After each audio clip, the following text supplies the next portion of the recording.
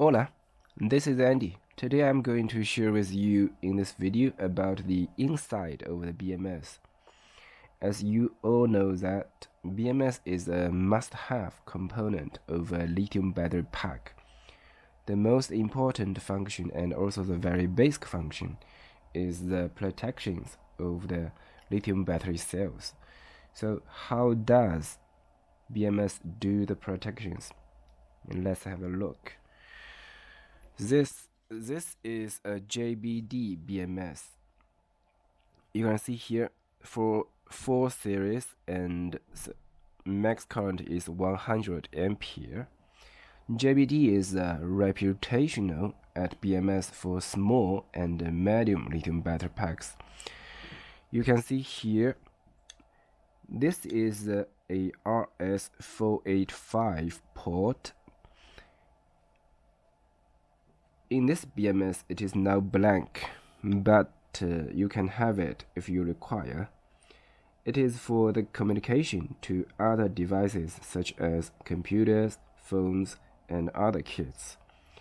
And the second one is the switch. It is an electrical switch which can shut down the main circuit. And the third one is the UART port. It is also for communications. You can connect a Bluetooth module here, then your app can communicate to the BMS directly. It is also available for other devices, only you may require the transform tools. And now here, NTC are the neutral temperature sensors. They are supposed to tap on the battery cells.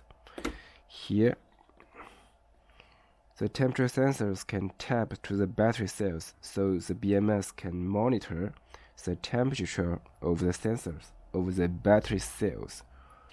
Then the BMS can keep the batteries in the safe temperature range. Okay, here's the last one is for the connections to the battery cells. It is mainly to monitor all the battery cells voltages, and also it is also supporting the balance function. Here, this one, here you can see here, to connect here, then it can monitor all the battery cells voltages. Okay, let's have a deeper look. Here, as you can see, these are the terminals of the BMSs, and this one is the heat sink of the BMS. And let's turn over.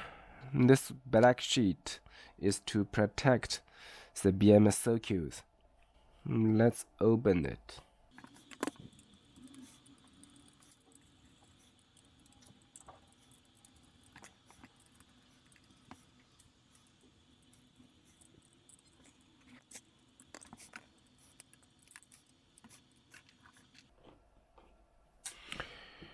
Okay, this is the back circuit of the BMS.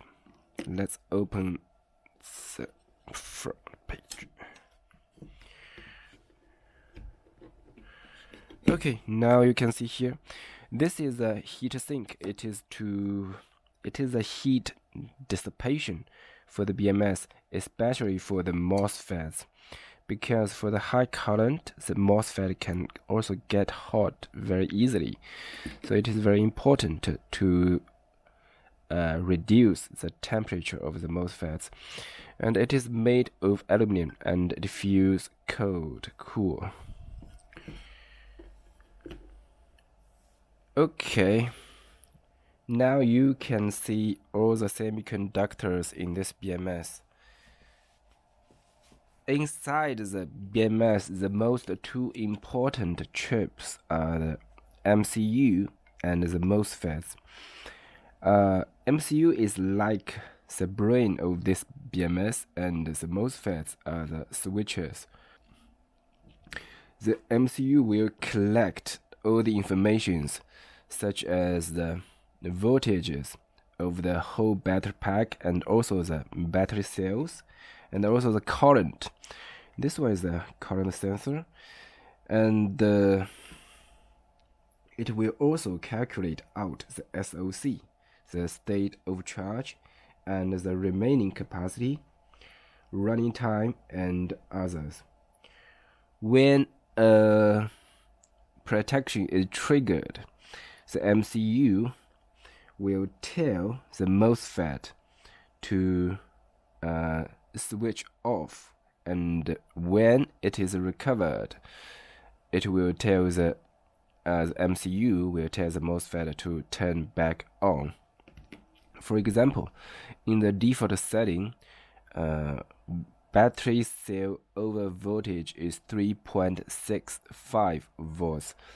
When one battery cell reaches over the voltage such as 3.66, the MCU will tell the specific MOSFET to turn off. Then after 2 seconds, when the battery cell's voltage returned to be under 3.55, then the MCU will tell the MOSFET to turn back on. And that is how the protection works. Okay, let's check from the top. You can see here are the MOSFETs. These MOSFETs are the switches based on different conditions, such as the battery pack over voltage protection, battery cell over voltage protections, low voltage protection, over current protections, temperature protections, and a lot of others. We can have a deeper look here, the serial number, and we check it on the computer here. Okay, and now we can see that the serial number of the MOSFET is CRS052N08N, and let's check it on the computer, and here is what I get. You can see here this is the datasheet of this MOSFET, and the parameters here. The important one is the withstand voltage. It is 85 volts.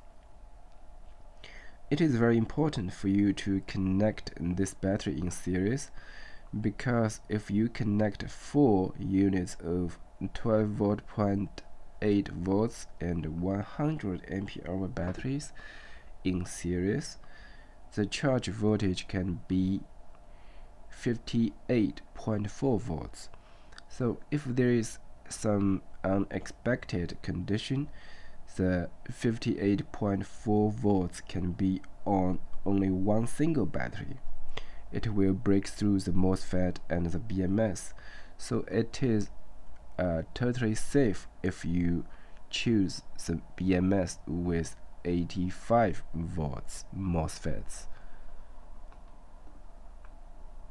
Okay, we can see here the copper bars in the main circuit. Thick copper bars can make less heat. So if the copper bars are thin, so please be aware of that. The BMS may not be good for high current. And here this one, just like I mentioned before, this one is to collect the current value and send the current value to the MCU. Okay, let's check the bottom part. Let's start from this MCU. Okay, let's also have a deeper look of it and check the parameters on the computer. Okay, as you can see here, the MCU's brand is NUVOTON, so we can check it online.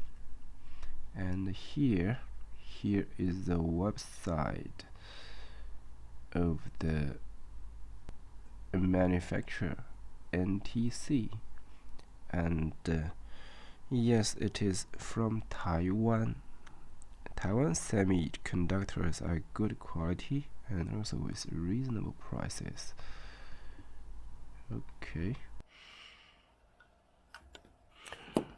Okay, others you can see here are the capacitors and the resistors.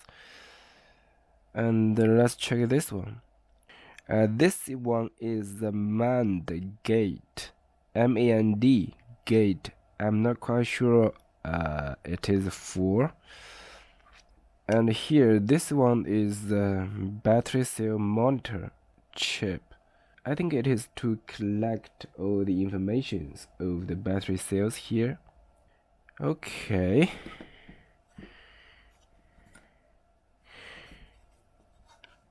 These are all the information I can tell for now. If I have a deeper understanding and with more different BMS, I will update in my channel. Thank you for watching. Please click the like button below if it helps. Thank you.